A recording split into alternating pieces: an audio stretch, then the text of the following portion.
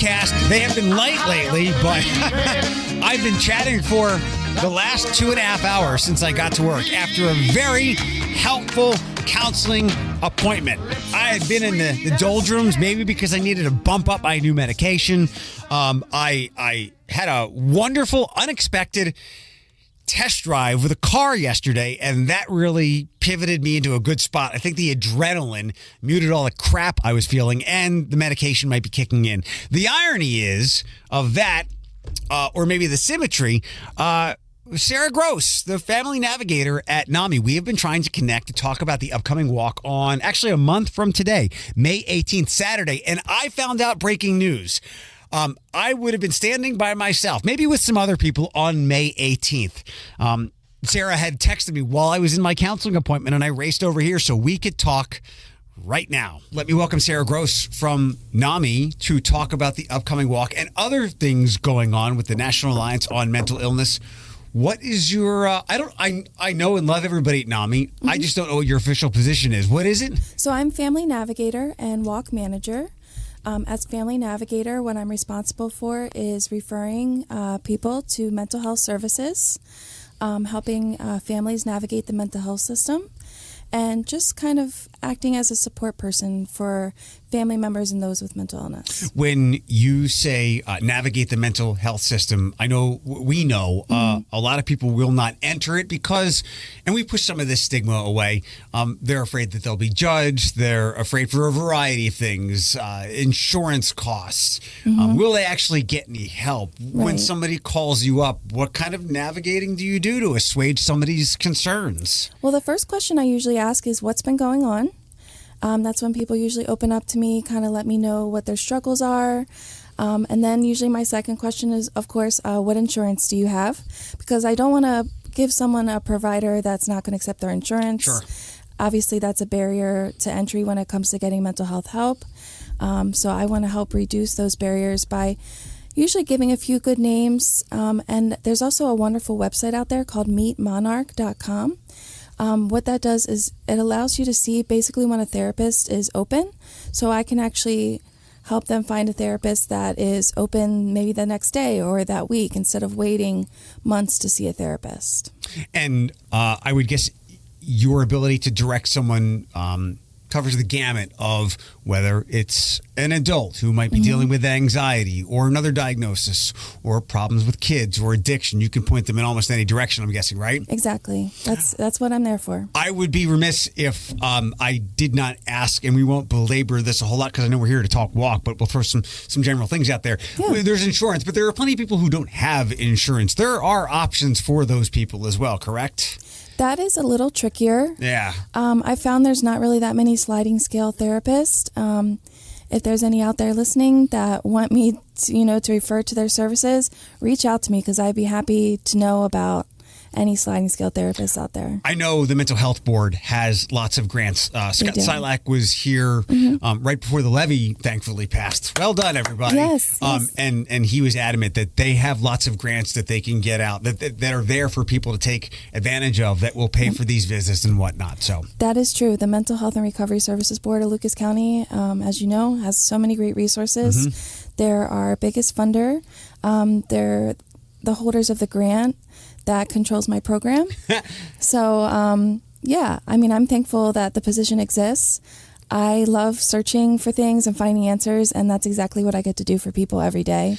The levy funds so much. You just mentioned it, but this is important. The levy, because we see the signs were up, the black and white signs were up, saw some commercials, people like me talking about it, and mental health is a good thing that we all are working towards now. It's like the one silver lining of COVID. Yeah. We got it passed, but to the point, the levy funds places like you and NAMI, right? That's right. And all the various services that are in the community. There's different agencies that are funded mostly by the Mental Health and Recovery Services Board. I don't know them off the top of my head, but You're one of them, and we'll talk about NAMI for all of this. Before we get to the walk, and I promise we'll get to the walk, because there was some breaking news that I was just taken aback by, that even I didn't know about. But it's busy times because we're right up to the walk now. What are some of the other services that our NAMI location offers. I know Kristen's arts program is kind of like a one of a kind. Could you Yes. talk about that for a moment? So we have creative expressions. These are art support workshops. Each workshop has a different theme. We have groups for kids. We have groups for women. We have groups for just different age groups. And each activity is centered around a mental health theme, such as like staying centered, things that you find positive. And it's just a way to kind of connect with different people experiencing similar issues. And I've heard a lot of people like going home and sharing their art with their family members, and it brings them closer with their family. So it's really nice. It's a really important program, and it's fun. I've done one of our virtual paint-alongs where you get the canvas and you get the paint, and you follow along with an artist on Zoom. And I had a really good time. I was painting for like a month after that. This is Kristen Zientek. What's Kristen's official position with NAMI? She's program director. Perfect. And like I said, this is kind of a one of a kind program, certainly in the area and for a lot of NAMI locations. If someone is interested in that, just call up Kristen, perhaps? Yeah, they can call NAMI 419-243-1119. I know for as long as I've known NAMI, which is many years now, I know that it is a great support system for people who might not have a mental health issue, but for family members or loved ones who are caring for someone and the frustrations and their own distress that comes for helping a loved one with a mental health issue. There are still groups with our NAMI for that, right? Absolutely. We have a peer support group that is for those with a mental health condition. It doesn't have to be diagnosed. If you're just starting your mental health journey, you're more than welcome to come to our groups. We also have a family support group. Both groups are Monday night from 7 to 8:30 at our location at 4334 Secor Road. All of our groups and services are free. That's why the walk is so important.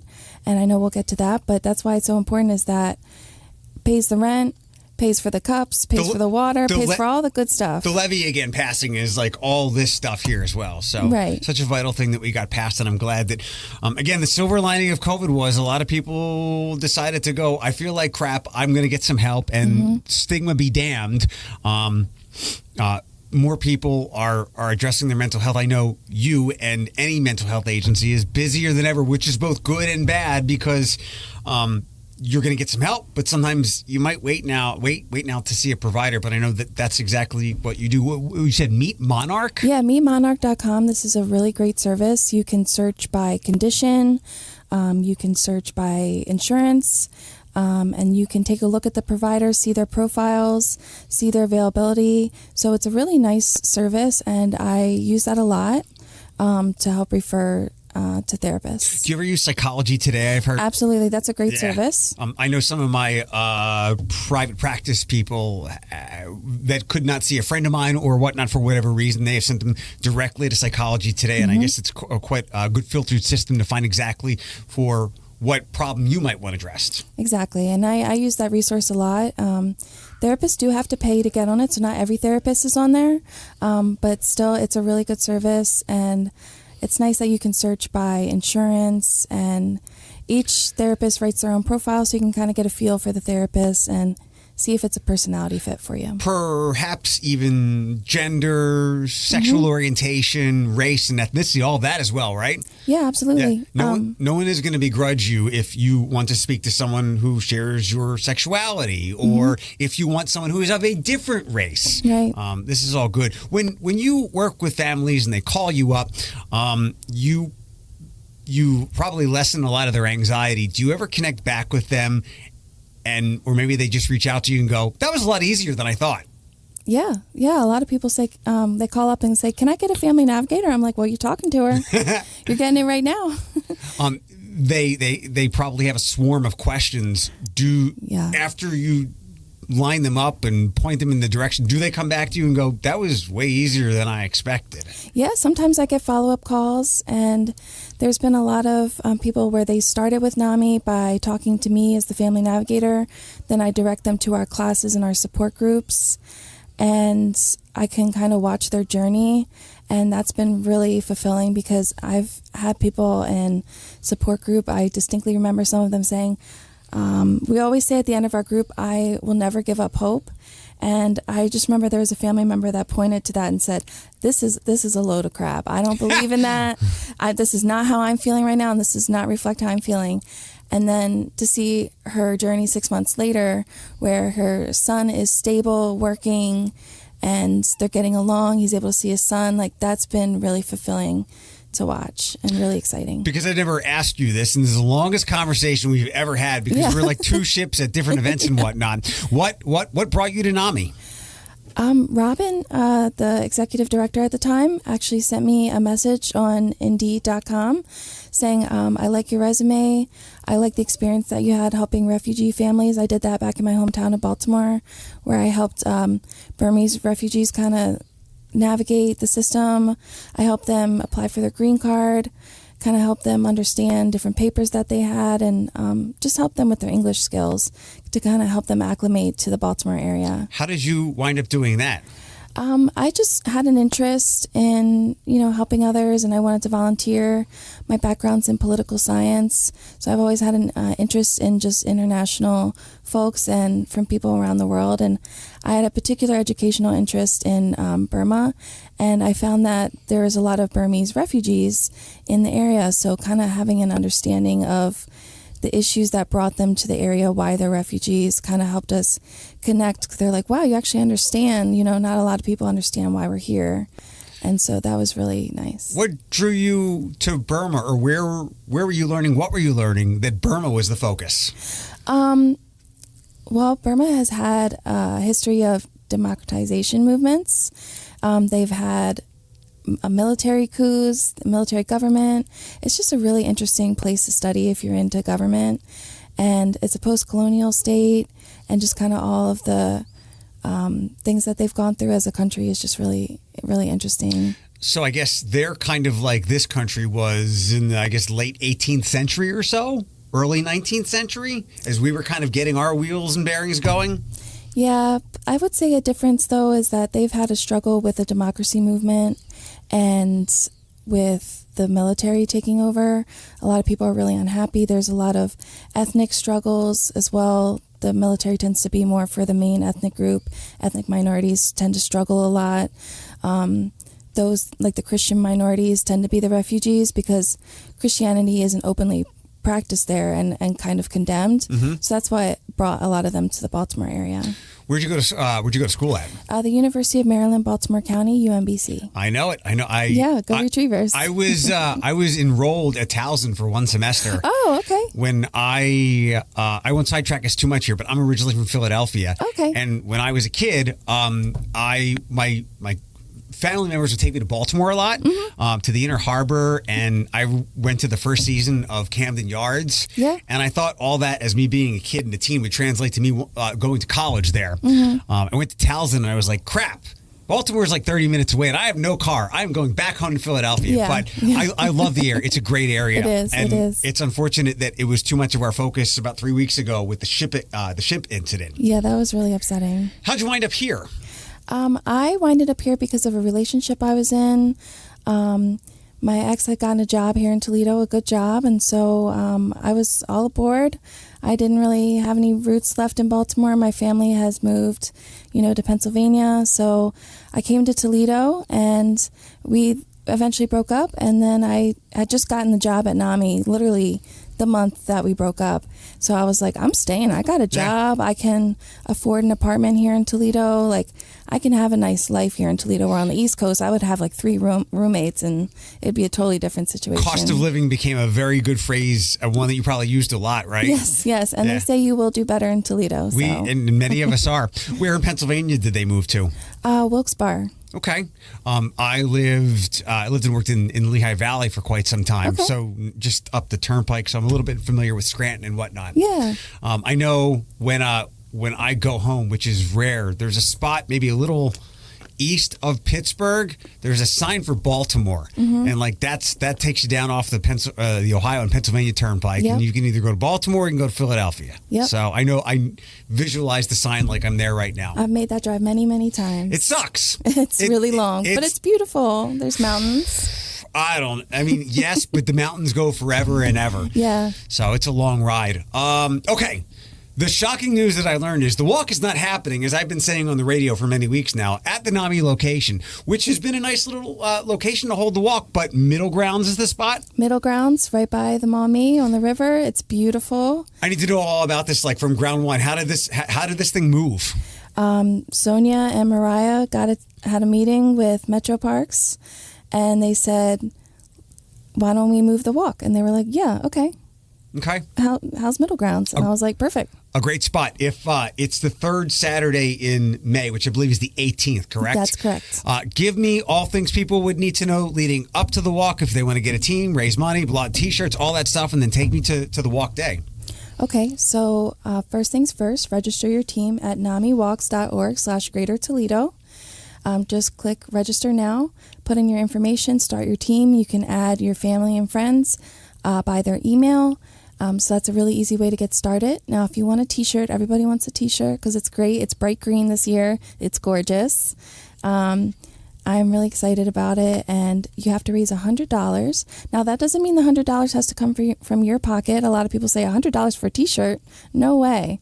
I don't have $100. It's for a good cause. It's for a good cause. It's a really durable T-shirt. You'll cute. You'll have it for decades. But that's for people that will give you $25. There's your $100, and you can have a Facebook fundraiser. You can share it on social media. We have all different kinds of resources. If you go to the participant guidebook on the website, it's right at the top on a black bar. It can give you some tips about fundraising and some different resources, different pictures you can share to social media to help conjure up some excitement. What happens when we get to walk day, one for teams and then maybe individuals, or just a couple people are listening to this and they're like, I want to dip my toe in the mental health water. So what's that day like for teams and then, but also individuals or couples or people who are less organized coming out? Well, I would say it's a fun day. Hopefully the weather is good. We're going to be by the river in a gorgeous setting. We're going to have food trucks. We're going to have nonstop kebab and kickback coffee.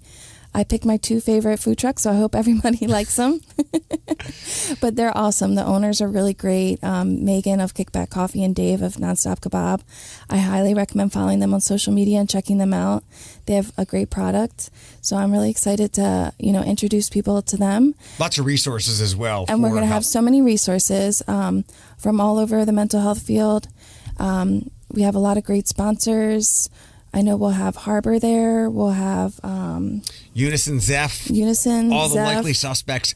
Mercy. We're going to have the Mercy Toledo Trauma Center. I've said for a long time, it's a great place to come out and ask the questions that we've kind of alluded to here and what people might call you about, because everybody that attends the walk has thought about the questions you're thinking of asking at some point, and there will be no judgment whatsoever.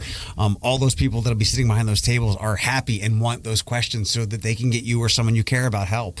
Exactly. And it's just a great reminder of, no one walks the mental health journey alone. NAMI we can't do it on our own. We need these other great community resources to help get people the care that they want and that they need.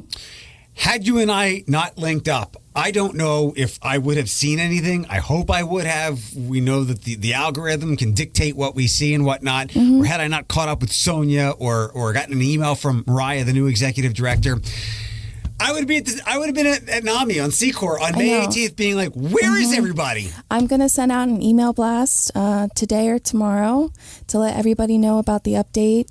And then we're going to get all kinds of social media going to let people know about the change. When did the change happen?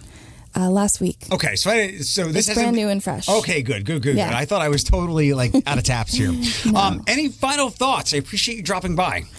I've got cornhole set. I got a cornhole set. Okay. I got sidewalk chalk. I got bubbles for the kids. You can bring your dog, and there's a dog park there in Middle Ground, so you can, take your friend there later. And you had people at food trucks. And food trucks. The food trucks will be there. And there's picnic tables, so you can actually sit and eat this year. So right. That's I good. tease my friends. Have you been to the Out of the Darkness walk at all? No. That's in October to help out the American Foundation for Suicide Prevention. I don't know if they're out at our walk or not officially. Maybe they just come visit. I have always teased them because it has grown immensely over the years. I first started being a part of it in 2014, and I joke that with my good friend Rachel Vallis and some of the others that are important to the cause, I'm like, we're like a 4 food truck walk now. We started off with 1, but we are booming and growing. So food trucks are the key, but so is getting people help for what's happening in between their ears. Exactly. Sarah Gross, Family Navigator. Website, maybe your phone number real quick. Okay, the website, NAMIToledo.org. For the walk, I actually said the website wrong earlier. It's NAMIWalks.org/Greater Toledo for the walk. NAMIToledo.org for our resources, our bios, a little bit more information about our programming. If you want to give us a call, it's 419-243-1119. And just ask for Sarah if you need family navigation.